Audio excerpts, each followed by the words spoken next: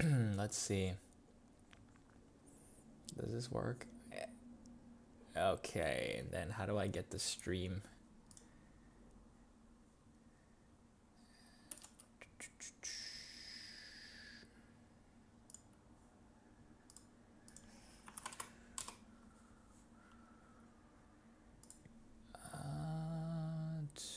Where is the link? That's what I'm looking for. Because I need to share that Yeah. before I begin with anything. Aha, because I need to share that. All right, the stream is working. That's good. All right.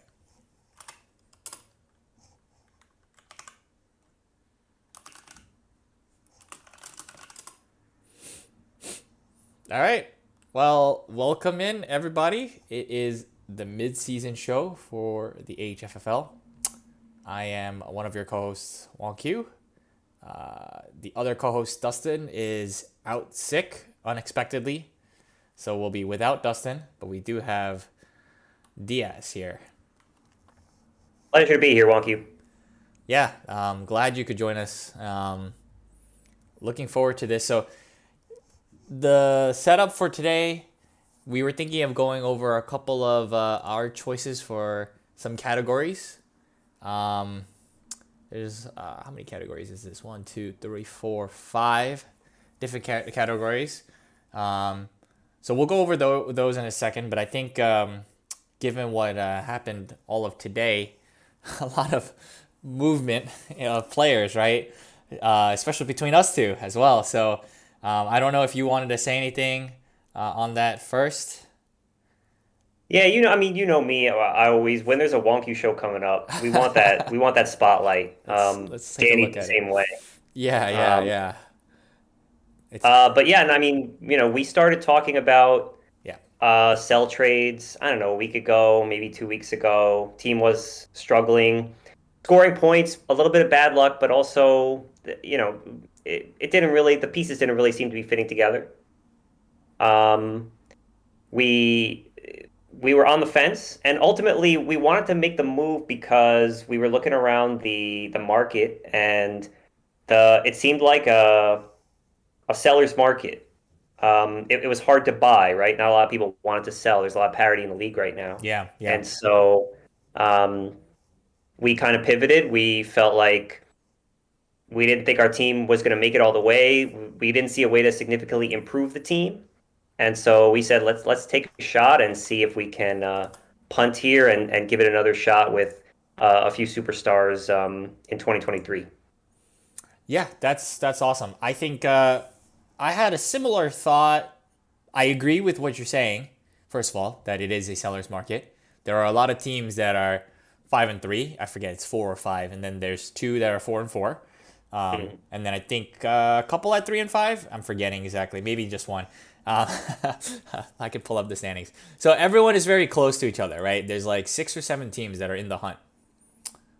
Yeah, so LIC's 3-5, two at 4-4, and then wow, there's a whopping 5 teams at 5-3. So one of these teams is not even gonna make the playoff, and it could be more, right? So, um, from my perspective, given that parity, I just wanted to separate our team from that pack, and so we've been consistently doing that this season. We've traded away a lot of our future value for pieces for this year, and we think we got a good shot. But you never know with these things. I think it's exhilarating at the same time. It's also nerve wracking. But I think that's it makes sense from our end. And one thing I'll mention is Donovan, the new co-owner here. He's really leaving a mark. He's really trying to push his first season in New England to be very successful, which I think it has been so far. We just want that to continue onwards into the postseason, obviously, and have a good finish. And so, he hasn't been very talkative, both in trade channels as well as on the Discord channel, but he has been responsive to me and pushing a little bit. So this is how we're going to move forward, and I think looking forward to it. So we'll see. We'll see how it goes. Back to saying we'll see. Is there anything else you wanted to say? I know you also made a deal with Hua as well. Yeah, it Yeah, was a big one. Yeah. I was thinking about, I was thinking about you when I was making these trades, not just because, you and I were negotiating, but because of the conversations that we had in the off season about how you were hoping to see the league transition to something or weigh a little bit more heavily on sort of a long-term strategy for like a dynasty type strategy. Right. And when I saw the new rules come out, I was a little surprised because I said, well, I'm really happy Wonky's coming back. I'm surprised because I feel like the rules didn't really change things to be a dynasty style. For example, like rookie picks more expensive, right? That indicates that it makes less sense to get rookies and more sense to go into the auction. But as I studied the rules further and learned a little bit more about like the reduction of the penalties, um, looked at the impact of the new salaries for the new salary band for the first round of rookies. Of course, remembering that there will be two practice squad slots next year. I started to think maybe there is more of an incentive to tank than there was in the past. Mm. And I still want to win the consolation bracket. I think we have a chance if Deshaun Watson can be some percentage of what he was 2 years ago. Obviously, who knows what's going to happen. He's been out of the league for a long time. Um, and so we still want to win the consolation bracket. I think the first pick in the rookie draft next year is going to be a very valuable player. But if you if you lose, taking the 15% hit for 1 year where it doesn't compound, that makes a big, big difference. And I looked at the standings and I felt like even without these players, we still have a shot. If some guys get healthy or come back from suspension against some of the teams that might be towards the bottom of the consolation bracket. So and never before had I considered selling this hard, but I think that the new rule set maybe makes it more of a viable strategy. Yeah, first of all, I do think you had a great team. I mean, now it's obviously past the move, so it's different. But you had a team, I think, that could have made a really good run for a playoff spot and potentially into the playoffs as well. So I do want to say that. But on top of that, what you're saying about the changes of the rules, I think making it so that you have a little bit of an incentive to get some of the future value makes these deadlines much more exciting. Obviously, we're seeing a lot more movement, I think, right, than a little bit of those previous years where everyone is just like, I could maybe move something, but I'd rather not because there's a lot of penalties for losing slash, you want to keep your safe options, fallback options, right? You just want to play it a little bit safe. We're seeing that now, I think, and that's one of the. I was telling someone, this is why I'm back, right? To get into positions where you have this feeling again, where you're on the edge, you're pushing yourself, and you're not just throwing up your hands every deadline and being like, we'll see how the chips fall, right? Like here, you're saying that in a different way, but you're at least able to make some of these moves to do this. Yeah, so it'll be very interesting to see how things play out, and hopefully this, for our sake, this rookie draft is as the players live up to the hype, because we got a lot of second rounders now. How many do you have? We have yours. Yeah. We have the one we got from John/Duho in the Chargers defense trade. We have our own, and uh, maybe I almost traded for another one, but didn't. I guess we only have three right now. That's still a lot. Unless, yeah. Yeah, that's still a lot. Okay. Wow. Well, yeah, you can't really know right now, right? But it's projected to be a good year. So, yeah, we'll see on that. So, yeah, if there's nothing else there, why don't we move to our categories that we were talking about? So, we got number one, the most surprising team to you. So, why don't you start? Who did you pick here? Most surprising. Yeah, so I picked Great Kills. So there's a one big surprise on the team, right? Obviously, Geno Smith. Everyone's well aware of that, and Dustin loves to talk about how pretty his throws are on Sunday afternoons. we all watched him, right? He was on the Jets and the Giants. Didn't expect that. But, this team, it's had ups and downs, and not for the reasons you would expect, right? Everyone would look at Trey Lance at the beginning of the year. That's a surprise. Unfortunately, he got hurt. Sky Moore was someone who would have been excited to draft in the rookie draft, and I thought it was a great pick, and he hasn't, done anything yet. Pacheco as well, had a lot of hype and hasn't lived up to it yet. And it's kind of just the way that things have shaken out is definitely not the way I would have expected it. And I would not have expected this team to be able to compete with the QBs that they were rostering after Mahomes when they came into the season. But obviously, that's not an issue right now. Yeah, no, I think they have done a really good job. Pat and Dustin have done a really good job putting these pieces together. They faced a lot of injuries. You've mentioned a couple, but you see a lot of red flags on the roster, and I think even some of the people in their starting lineup are going through some injuries as well. So right now it's a bit of a time of struggle, but it's been a really good season. I think they started undefeated for quite some time, and then now I think they've taken maybe, man, has it been 3 in a row potentially? I think so. But yeah, I mean, I think they're having a great season. Hopefully that continues. For me, my most surprising team, I chose LIC. So I thought LIC had a great draft, but I was very wrong. Why is it?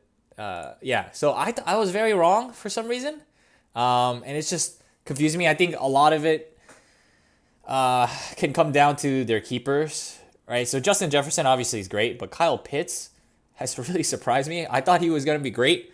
Brutal, yeah. But that has just been brutal. The Falcons barely throw, and then when they do, they don't throw it to him at all.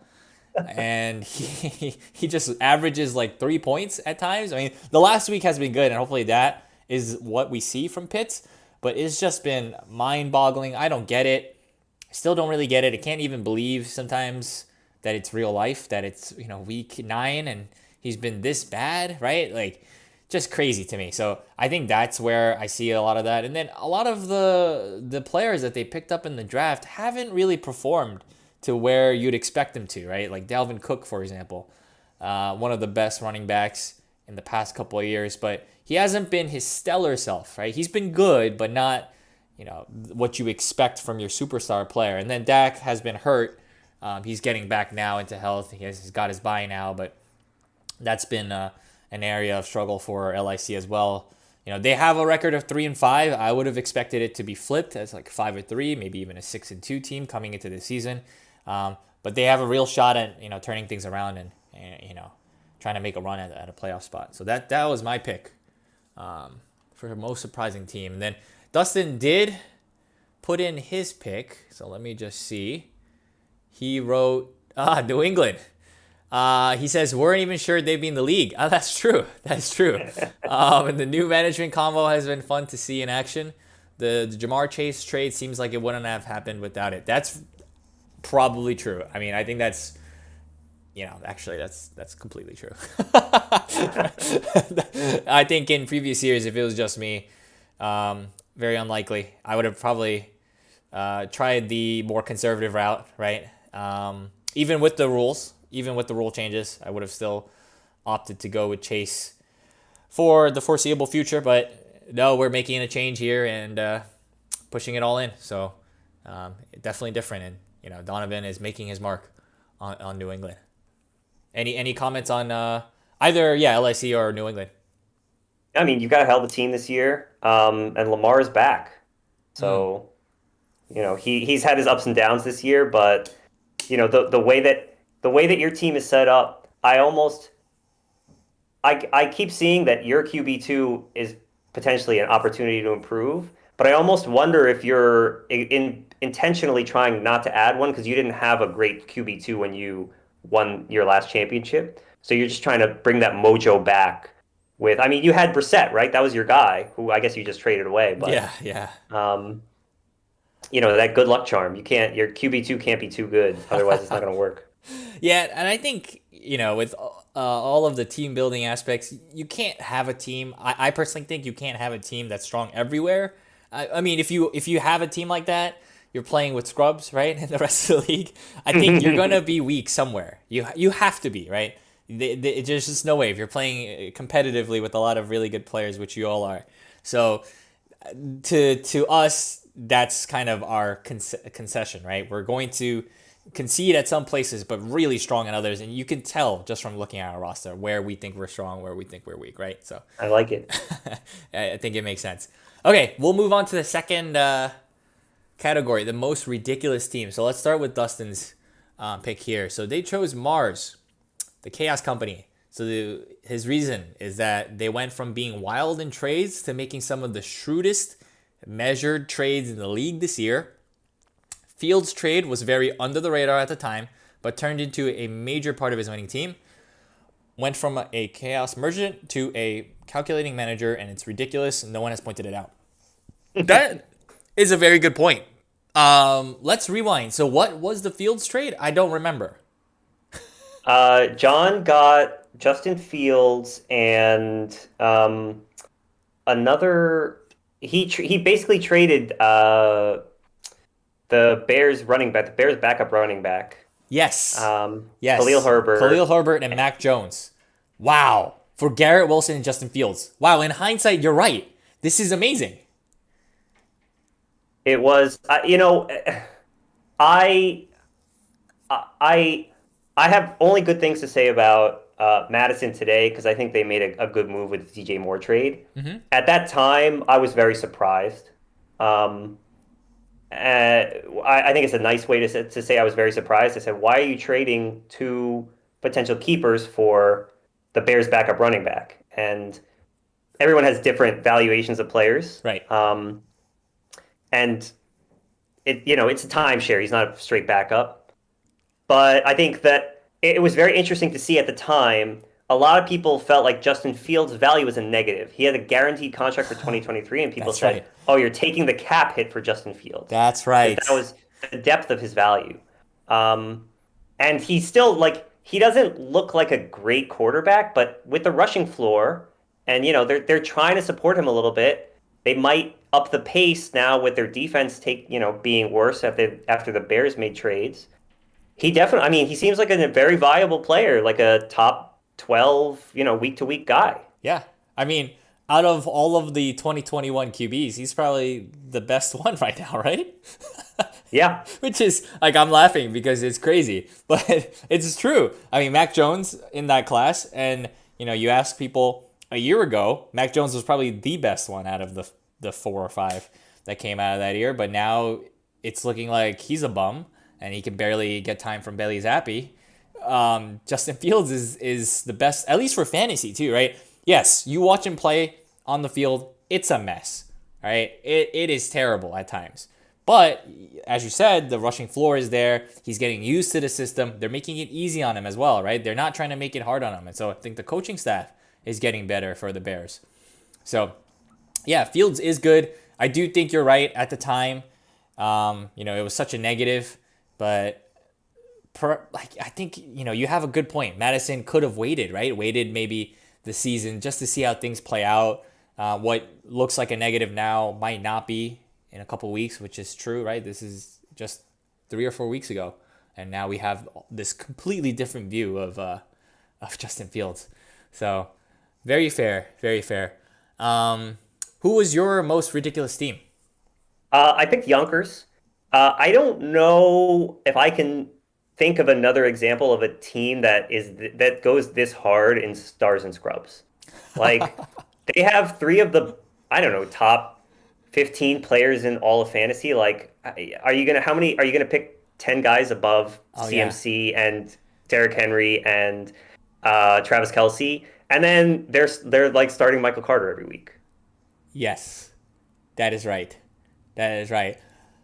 No, I think that's I get what your sense of ridiculous is. That makes a lot of sense. I think some of those can hit, right? They're 4-4. They just crushed Hua last week. This is a serious team. No, I think they're legit. I think they are a real dangerous team 4-4 now. I knew it when I faced them too, because I think they were like 0-2 or 1-3 or something like that when I faced them. And I look at their lineup and I'm like, what? Like, is this real? Like, how is this lineup not putting up as many wins as I expected to? But no, it's a strong team. And yeah, I mean, Carter is looking good now with Hall gone. Boyd looking good now with Chase gone. Some of these can hit, and you've got a real good squad. So, Yonkers, they're dangerous. I'm pretty scared. I'm glad I don't have to face them again, honestly. So for me, my most ridiculous team was Harlem. It was your team. So it was mostly to go back to that conversation that we had earlier, where I thought you guys do have a really nice team. Again, it's changed. Yeah, let's get one more look before all these players are moved tomorrow. Yeah, no, it's a good team, right? You got obviously Cooper Kupp, Tyreek Hill, but then now ETN coming into his own. Potentially the quote unquote league winner that Reddit loves, right? Like he could be the guy, the key to the season. But no, seriously, I think he's gaining a lot of work for that Jaguars offense, and it's not always the best offense, but it's a lot of work. He's electric, a big play threat, so that's always good to have on your team. And I think that's someone who you can rely on going down through the rest of the season. I mean, there are some issues with depth here and there, but I thought you had enough, again, at 4-4 to make a run. But, it goes back to what I said, that decision. And you thought what you thought about the market, so as well as the rules. So I think, Yeah, and I'll tell you what. Yeah. You talk about a stacked team. Imagine this team if we hadn't traded DJ Moore for Brandon Cooks. If we had not made that trade, yeah, maybe we would have stood pat. Maybe we would not have made all these deals. And it was extremely frustrating. I didn't see any path to that offense getting better. But obviously, if you just substitute, put in the XFL Hall of Famer PJ Walker, it's going to change everything. So I should have realized that. That guy's legit, PJ Walker, by the way, just as like a tangent. That guy's legit. Like, whenever I watch him play, I'm like, man, this guy should have had an opportunity like a while ago. But I'm glad he's getting it now. It's not but the Panthers are kind of okay. I don't know. They're still in maybe contention. They're like tied. Yeah, I mean, if they lost that game, they would have been tied for first, I think. Yeah, exactly. And they it's been a lot better than Baker. Which, I was just on the same boat as you. I was like, DJ Moore is just garbage right now. But what a catch that was to at the end of regulation. That was crazy. Amazing. Okay, so let's go to the most trick or treat team. So this is kind of with the Halloween theme of trick or treat, most inconsistent, right? What sometimes you get the trick, sometimes you get the treat. Who'd you got here? Madison, because of Tua. I mean, that's the guy, right? He's either gonna miss the game because he's got a back issue, or he's gonna drop 50 on you. So yeah, he did drop 50 last week, but then who knows what that looks like next week? Yeah, no, he that's a great call. He has been very inconsistent. It's such a pity too, right? Because he's got a lot of weapons and I think a great offense, but it's just that one piece, that one injury. I mean, if he's recovered, then they're all in on him, right? They're trading away their first round picks. The Dolphins are. They're not going to go get another quarterback. Tua is their guy. Right. So they're ride or die with Tua. They're ready to go to the Super Bowl. It's true. They traded for Bradley Chubb. They're going all in. Yeah. So mine was Jay, and it's kind of similar, right? Because what you just said, it's the stars and scrubs. Those stars deliver. You get some output from your bench players, or normally bench players, but who are in your starting lineup, and you get 200 plus points. But then there's going to be days where your stars struggle, and then those depth pieces don't really do as well as you want them to, and you're gonna put up like 100. So they're all over the place. As I said, they could beat any team, but I think they could also lose to the worst team as well. So I'm just taking a very literal, fantasy point type of approach here for the trick or treat team. And then Let's take a look at Dustin's. Um, let's Dustin see. said said Harlem. Oh yeah, Harlem. So he said 4-4 record, perfectly balanced, but second highest points. We've seen some big numbers, but also some disappointing losses. I haven't followed your season that much. So what happened with your wins and losses? If you want to talk about Yeah, for sure. Week one, I think we lost by like 3 points to John. them. Um, Ouch. I don't know, week four, whatever it was, we lost to Duho by like 4 or 5 points. Um, and we had, and then our disappointing loss, our biggest one was probably when we just got crushed by Hua, when Joe Burrow dropped 50 on us or whatever, Right. reminiscent of the finals from last season. Uh, so, yeah, like if we had made different lineup decisions for a couple of those weeks, we might be in first place. Definitely. But It's one yeah, game, right? It's 1 or 2 games that that make yeah, the difference. And it's likely against those people who are 5-3 right now. So, yeah, that's right. Yeah, yeah, it's just those little things, they all add up. Make a huge difference. So, crazy. This season has been just crazy. All right, so the next category, most zombie-like team, again with the Halloween theme. Sticking to it here. Let's start with Dustin's pick. He chose LIC, so they're 3-5. And he says it might be just a rep, but they're a team that's done it before, and teams count them out of your playoff picture at your own peril. And I think that's completely true because we've seen him do this. He's won a championship from a 2-4 start, famously, yeah, and he can turn it on. And I don't know if this is like a habit of his, but that's what they do now. I think I said my yeah. piece, so yeah, go ahead. When Warren goes into garbage mode, that's you gotta have to watch out. You He'll almost find those diamonds in the rough. right. You almost respect it, like in awe of it. Like he just is able to find these Jacoby Myers and other pieces. I don't know. We can go on like Rondell Moore, right? Like there's just something brewing here that's going to come into shape, into form late in the season, and it's going to play for a spot in the playoffs. I almost guarantee it. Um, so my most zombie-like team is John's team, Mars. Same. So for me, it's because of the story of our season. We beat them twice. Two of their losses is New England, and they're five and Wow, three. They're 5-3, wow. and both of those. So I forget what his record was the first time we played. I can take a look at it, but at least the last time, it was a big matchup. And at least in my mind, it was. I forget our exact records, but I was gonna gain a big step up on them. I thought, or maybe it's only one game, but it's with the tiebreaker, right? So that was what it was in my mind. Yeah, it's the game Hmm. up plus the tiebreaker. Hmm. Hmm. In division, and I was like, this is a must win in my mind. We got to have this. So we went into it. We did well. So I was like, okay, they're far away from us now. I don't have to worry about Mars. I now have to worry about all the other teams. No, they're right back into it. They win again. Everyone else loses, right? I lose too, and now everyone's 5-3, and they won't go away. And they're going No, to continue to come, I think, until the end of the season. So really, kudos to John again. He's been really good this season. I think he's really locked in. I think he's going to make a great run too. I mean, I guess you can say that about a lot of people this season, right? Because so much of us are in that range.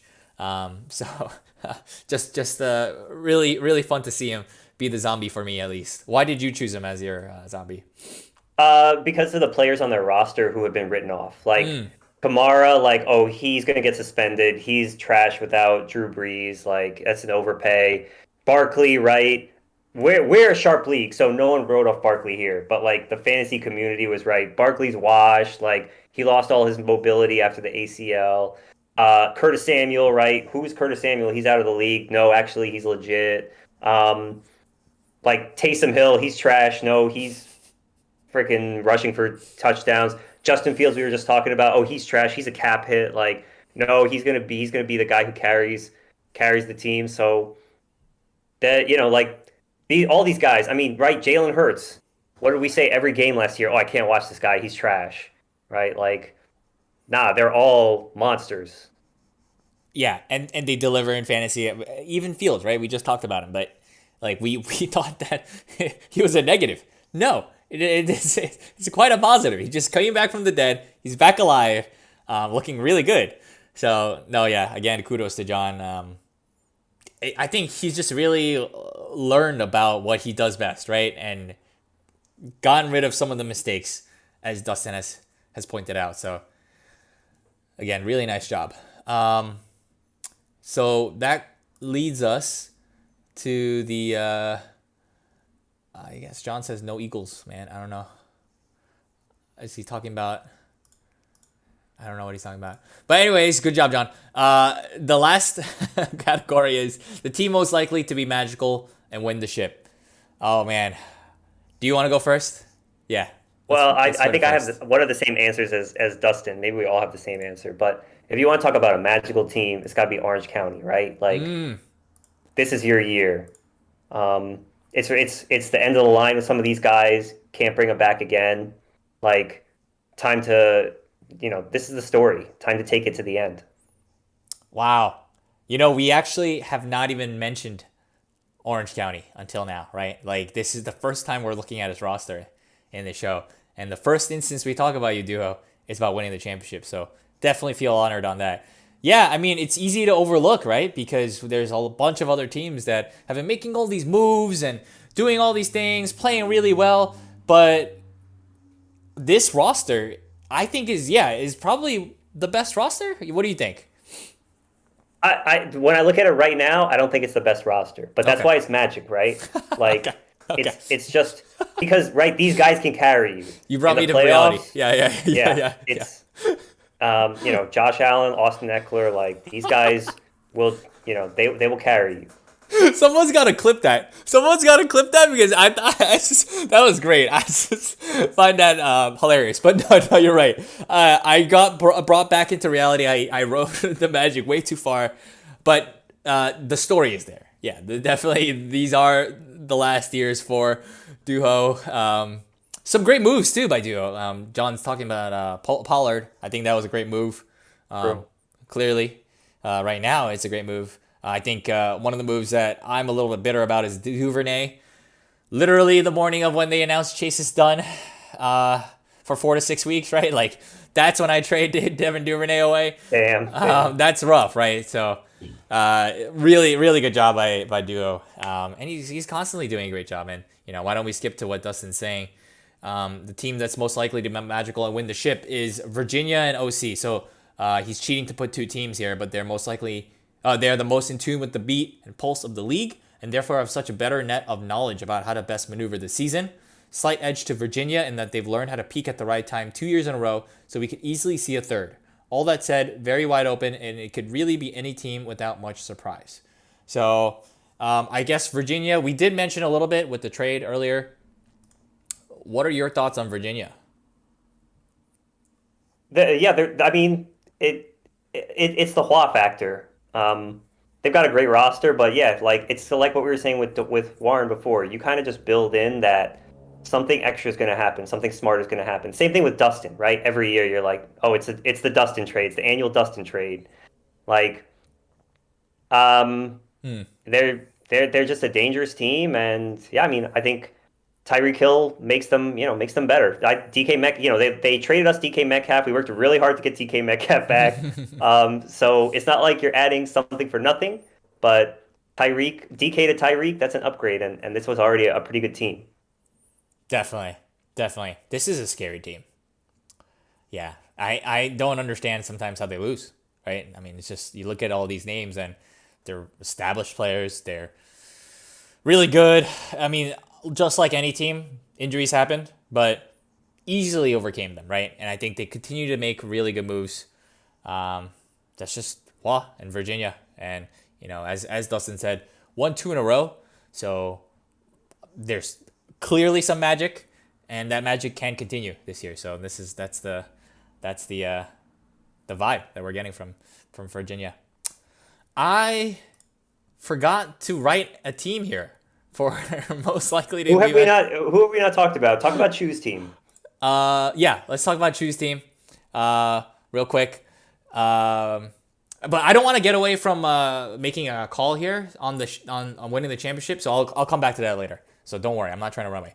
All right, so Williston Park. So yeah, we didn't talk about it, but this team is a little bit scary as well. They just put up like 195 on us. So I just recently experienced all of the good that can come out of this team. I think their move to get away from Mike Williams to get 2 depth pieces was actually big brain, because they now have a full roster and they can put up points. Hopkins is back. They're going to upset a lot of teams down the stretch. But I'm curious what you think, Diaz. So we're going to have to agree to disagree on the Mike Williams thing, and we'll never know, right? Because he got injured immediately. So obviously it's going to look like a win when you trade away a guy and he gets hurt immediately, right? We know about that very well with someone like Najee Harris. Right. But DeAndre Hopkins, I mean, I was like, yeah, he's going to come back from the suspension and he's going to be a wide receiver 1. Like, no, he's old. He got suspended for PEDs. No, he's legit. I mean, it just goes to show, as someone who currently has 2 suspended guys on their roster right now, people come back from suspension better than they've ever been before. Like, that's a guarantee right there. So DeAndre Hopkins, that's the start of a trend. But in all seriousness, having him on this roster and like playing like a wide receiver 1, it changes the complexion of the roster. I agree that they're scary now because he's a dangerous piece, and and it's a stack. So that's how they drop all those points on, in a hurry. Right. Yeah. Gibson, I know he's been controversial, but he's been doing pretty well, actually, even though it looked like he was going to lose all of his touches. Just like any team, they face a lot of injuries, probably more, right, than others. If imagine this team with those running backs. Yeah, Brees Hall and Javonte. I mean, that's a contender. That's straight up a real team that everyone has to deal with. And I think even now, this is a real team, right? The record is 1-6, or 2-6. Sorry, I was thinking about last week. Obviously, they beat us, so now they're 2-6. They beat us too. We're the 2 people who lost to this team. God damn it! But no, they're a scary team. They can beat anyone. You can't overlook them. Yeah, it's rough. So good luck, whoever they're facing next. Which I don't know who they're facing next. So LIC, it looks like. LIC, that's a big matchup. I think every matchup these big days matchup for us, consolation bracket heads. but yeah, no, it actually is a huge matchup. If LIC doesn't win that, then they're in trouble. So yeah. Yeah, for my most likely to magical and win the ship, I think I'm gonna put Yonkers. Wow. I'm mixed between Yonkers and New England myself, our team. But I'll do it slightly to Yonkers when I think about it realistically, because I think that CMC Derrick Henry, that's just a lot to deal with. Yeah. Especially CMC on the 49ers. Like the Panthers CMC, that's like maybe 75% of what he is now. Like, this guy is going to turn it on. He's got his bye now, so we all have a break. But after he's back, I have experienced what CMC can do. So has Jay, and I think he's never good on Mars. But with Jay and with New England, CMC is a god, and I just follow what that guy does. And then Henry too, right? Like, Henry has also been on those Virginia teams. I mean, I talk about magic. Like, this guy puts up like 303 TDs like magic at times. Yeah. And so you have both of those players. You just need a little bit from the rest of your guys, and you're starting to see that. So that's the thing. Those guys have a killer instinct. They know how to win in fantasy. Exactly. They've done it before. They've been to the playoffs. They just need to carry that scrub Kelsey. Has Kelsey won? I don't know. I'm just kidding, Kelsey. But no, I mean, even the presence of Kelsey, I think you can focus on these 3 guys. They're obviously warranted, but 4-4, they're not going to go away. I think they're going to come into play, and who knows? They could be the 1 seed going into the playoffs. We've got a long way to go. So yeah, that's my take on that. Nothing much in the chat. So if there isn't anything more, I think we can end it. I don't know if you want to add anything or. No, trade lines are open as always. Let's make a deal. Oh yeah, yeah, yeah. Same here, same here. Oh yeah. So I'm looking at the Discord. So there's some stuff there. So um, John's been working on this season for 10 years. Charging that spirit bomb. Look, we've all been working for 10 years. Okay, so could be true for any one of us. Um, but yeah, I think if that's that. So I think we'll be back for a playoff show, likely. Um, in the meantime, I think some other. So we haven't had shows weekly. Obviously, you guys know this, but there might be some other type of content coming out potentially. Nothing that we can firmly say, but I think it'll happen. So we'll see about that. Probably much shorter as well. I think a lot of times our shows were really just far too long. So hopefully we can make shorter content like this, so it's easier for everyone involved. But it would be nice to have some type of weekly format.